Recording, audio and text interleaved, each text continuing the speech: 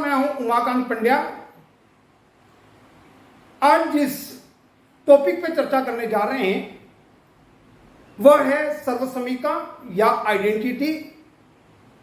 यहां आइडेंटिटी या सर्वसमीका का मूल रूप से अर्थ होता है सिद्ध करना या प्रूव करना।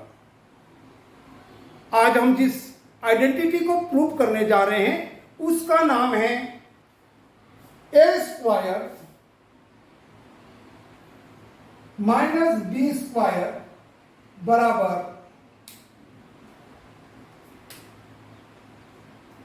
ए प्लस बी मल्टीप्लाई ए माइनस बी।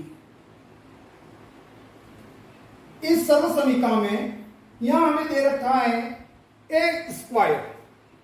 यदि साधारण भाषा में ए स्क्वायर की बात की जाए तो हिंदी में ए स्क्वायर को कहेंगे ए का वर्ग।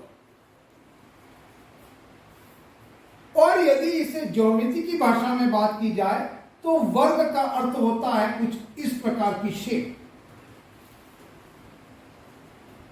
पर हम यहां पर ए का स्क्वायर कर रहे हैं तो ये जो स्क्वायर है इसकी प्रत्येक साइड्स हमारे पास में ए के रूप में है। तो हम यहां लिख देते हैं इसकी प्रत्येक साइड्स को ए ए ए और ए के रूप में। यदि स्क्वायर की साइड्स ए के रूप में है और इसका एरिया या क्षेत्रफल ज्ञात करना है तो हम लिखेंगे ए मल्टीप्लाई ए, यानी ए स्क्वायर।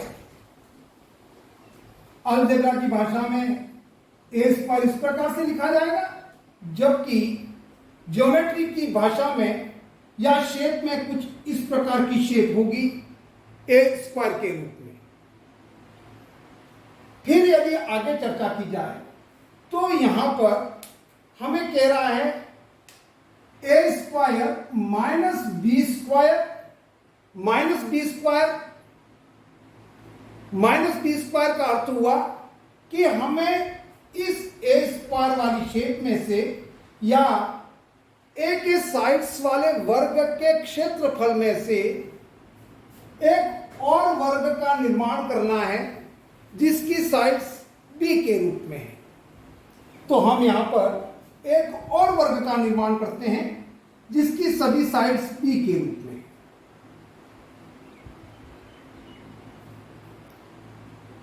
निर्माण करने के बाद हमें यहां बताया जा रहा है कि इस साइड्स को आप लेस कर दीजिए या हटा दीजिए। तो हमने इस साइड्स को इस बी वाले क्षेत्रफल को यहां से रिमूव कर दिया या हटा दिया। हटाने के बाद कुछ इस प्रकार की शेप हमारे पास में शेष रहती है।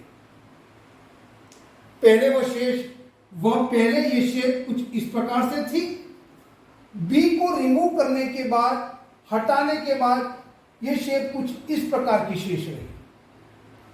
इस प्रकार की जो शेप ज्योमेट्री में शेष रहती है या दिखती है, जिसे हम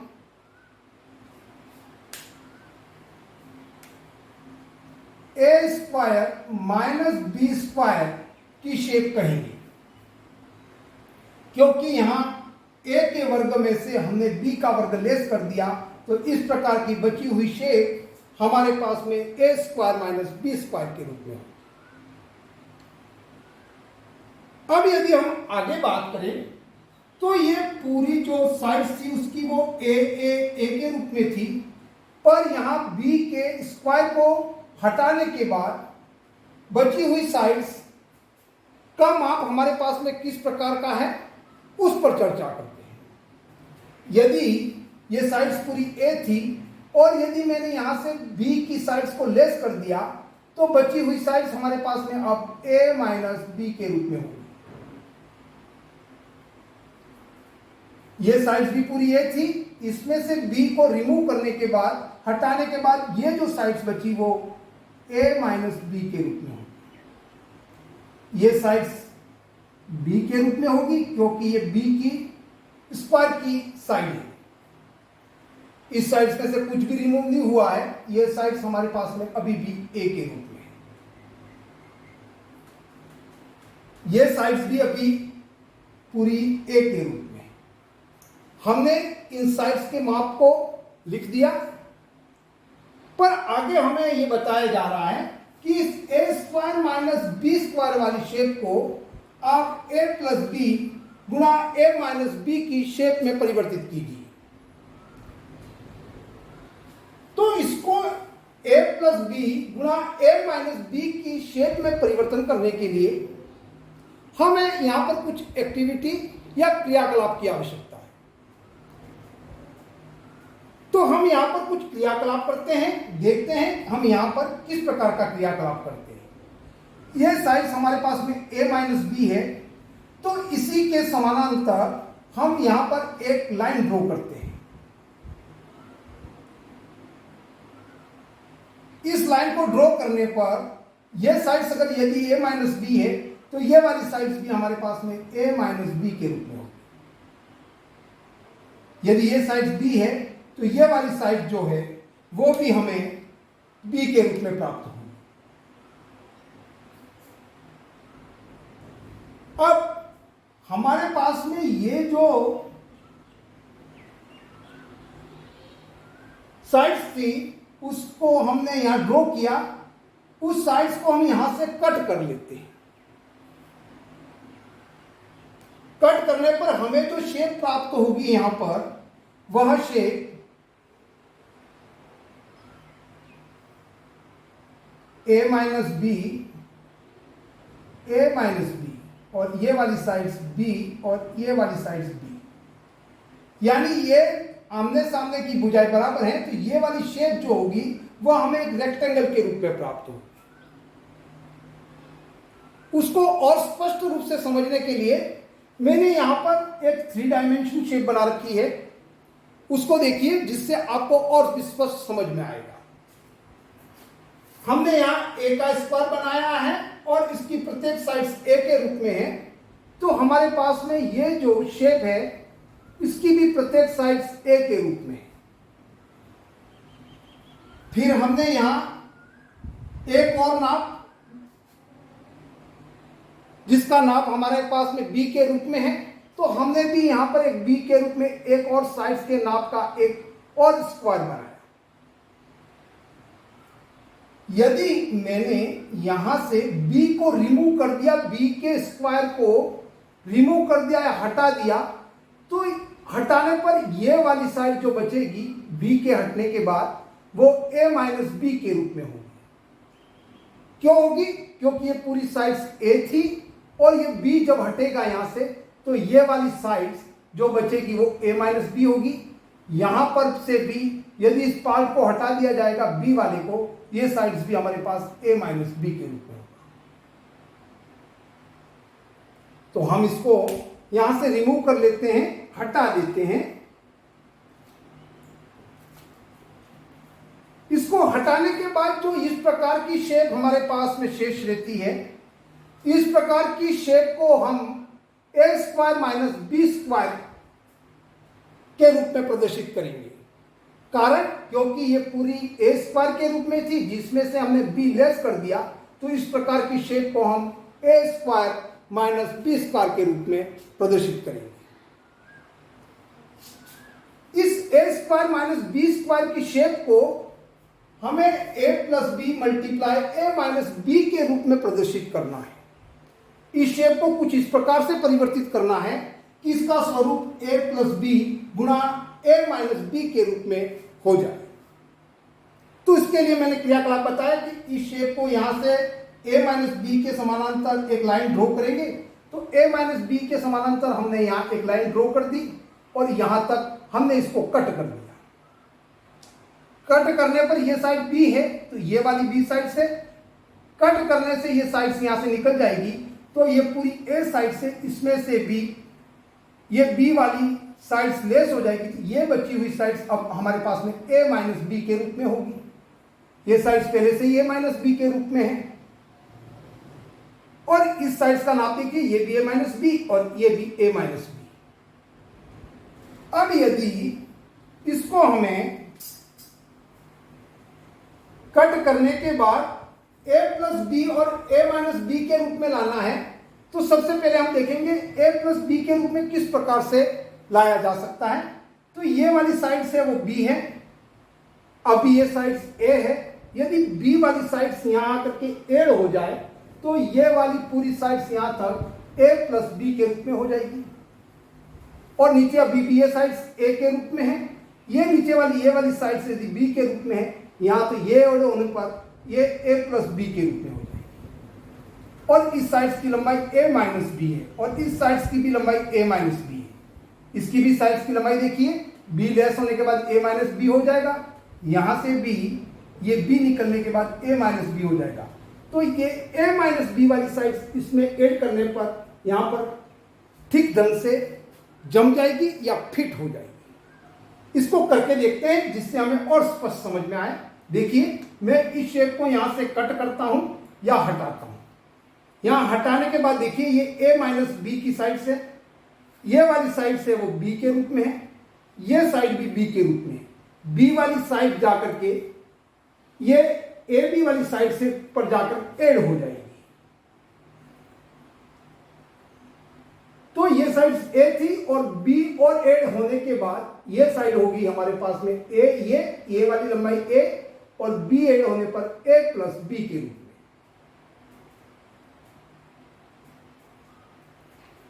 इसी प्रकार से आप नीचे की तरफ देख सकते हैं कि निचले पार्ट में यदि आप देखेंगे तो ये साइड ए थी, बी ऐड होने के बाद में ए प्लस बी के रूप में हो जाएगी। तो ये पूरी साइड्स अब a प्लस बी के रूप में है, ये साइड्स भी पूरी a प्लस बी के रूप में, ये a माइनस बी, ये साइड्स भी a माइनस बी। अब इस पूरी शेप की बात की जाए तो ये साइड्स a प्लस बी, ये साइड्स a प्लस बी, तो इसके आमने सामने की भुजाएं बराबर हुई। ये a माइनस बी, ये साइड्स भी a माइनस बी, इसका मतलब इसके भी आमने सामने की भुजाएं बराबर हुई। इस प्रकार की जो हमें शेप प्राप्त होती है जिसके आमने सामने की भुजाएं बराबर होती हैं, उसे हम रेक्टेंगल या आयत कहते हैं। और यदि a plus B multiply a minus B कर दिया जाए तो इसका अर्थ हुआ लंबाई गुणा चौड़ाई, यानी किसी आयत का क्षेत्रफल, तो यह एक आयत के क्षेत्रफल को प्रदर्शित करेगी। यदि इस पूरी इक्वेशन को एक साथ में पढ़ा जाए तो हम इससे क्या रीड करेंगे, यदि किसी स्क्वायर में से एक स्क्वायर को या वर्ग को निकाल दिया जाए तो प्राप्त होने वाली शेप हमें एक रेक्टेंगल या आयत का क्षेत्रफल देंगे। आशा करता हूं यह बात आपको समझ आई हो। अब देखिए, यदि मैं इसको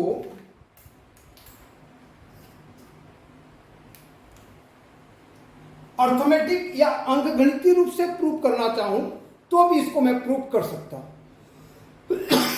सॉरी, अब देखिए, यदि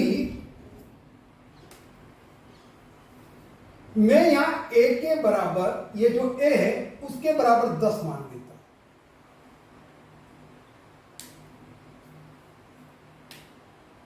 और b के रूप में मैं यहां पर 4 मान लेता हूं। b साइड से वो मेरे पास में मान लीजिए 4 सेंटीमीटर की है और a की साइड से वो 10 सेंटीमीटर के रूप में। यदि मैं इसको हल करूंगा तो हल किस प्रकार से आएगा, क्योंकि a की साइड्स को मैंने 10 माना है और यहां पर a मल्टीप्लाई a करने का अर्थ है 10 गुणा 10, यानी इसका जो क्षेत्रफल या एरिया आएगा वो मेरे पास में 100 सेंटीमीटर स्क्वायर होगा। इसका अर्थमेटिक अंकगणितीय रूप में इसका क्षेत्रफल कितना हो गया, 100 सेंटीमीटर। अब मैं यहां देखिए, यहां हमने b के वर्ग को या b के स्क्वायर को बनाया है, तो इसके क्षेत्रफल को देखिए। b के बराबर मैंने यहां 4 लिखा है, तो 4 मल्टीप्लाई 4 यानी 16 सेंटीमीटर स्क्वायर, यानी इस वाले वर्ग का क्षेत्रफल 16 सेंटीमीटर स्क्वायर और पूरे का 100 सेंटीमीटर स्क्वायर। पर यदि इसकी बात की जाए, इस बी को हटाने के बाद इस प्रकार की शेप की बात की जाए तो इस प्रकार की शेप को हमने कहा है A square minus B square. तो इतनी शेप का स्क्वायर कितना, इतनी शेप का क्षेत्रफल या एरिया कितना होगा, इसको देखने के लिए यहां लिखा है A square minus B square. तो ए स्क्वायर का अर्थ क्या हुआ, ए का अर्थ हुआ 10 और इसका स्क्वायर, माइनस बी का अर्थ क्या हुआ 4, तो इसका स्क्वायर। 10 का स्क्वायर करने पर हमारे पास में 100 प्राप्त होते हैं और 4 का स्क्वायर करने पर हमें यहाँ 16 प्राप्त होते हैं। 100 में से 16 लेस करने पर, 16 लेस करने पर हमारे पास में 84 सेंटीमीटर स्क्वायर।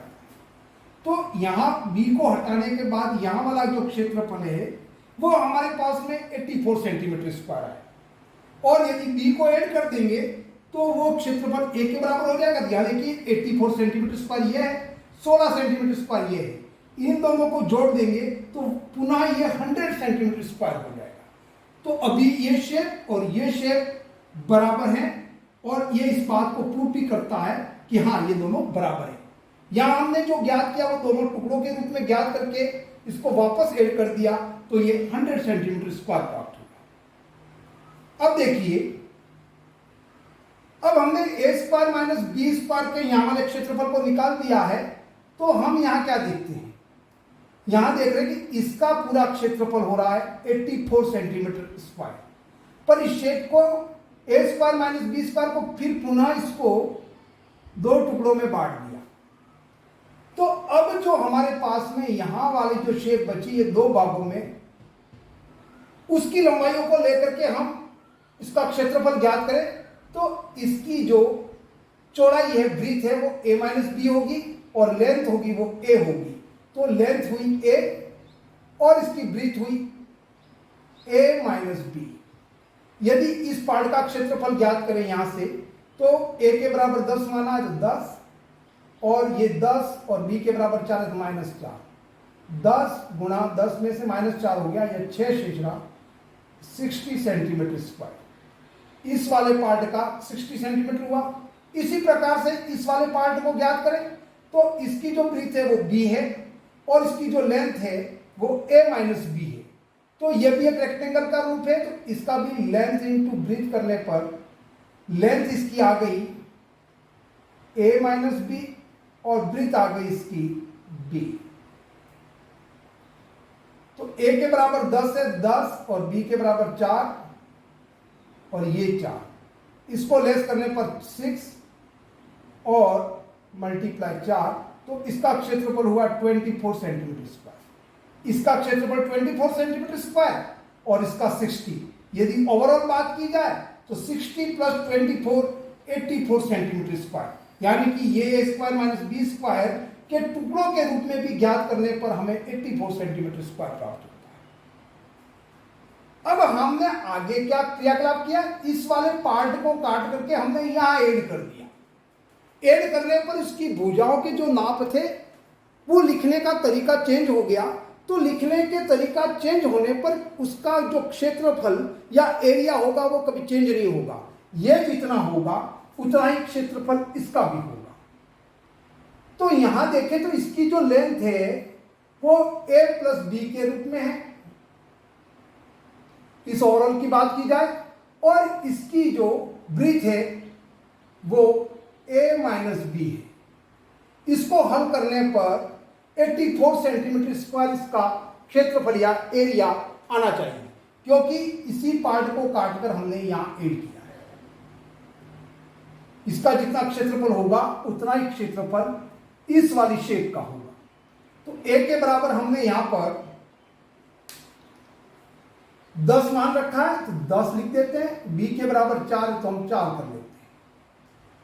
यहां a के बराबर 10 और b के बराबर 4 है तो -4 कर लेते हैं। इसको हल करने पर 14 या 14 होता है और इसको 10 में से 4 लेस करने पर 6 प्राप्त होता है। इसका मल्टीप्लाई करने पर 84 सेंटीमीटर स्क्वायर, यानी ये 84 सेंटीमीटर स्क्वायर, ये वाला भी 84 सेंटीमीटर स्क्वायर। कहने का अर्थ ये और ये शेप दोनों ही इसके क्षेत्रफल बराबर है। तो हमने यहां पर अर्थमेटिक रूप से, ज्यामितीय रूप से इस सर्वसमीका को प्रूव किया है यदि इस प्रकार की एक्टिविटी आपको पसंद आती है, आप इसे लाइक कीजिए। यदि किसी प्रकार की कुछ त्रुटियां या कमियां रहती है तो कमेंट के माध्यम से जरूर बताइए, और अच्छा लगने पर शेयर कीजिए और सब्सक्राइब कीजिए। आज के लिए बस इतना ही। जय हिंद, जय भारत।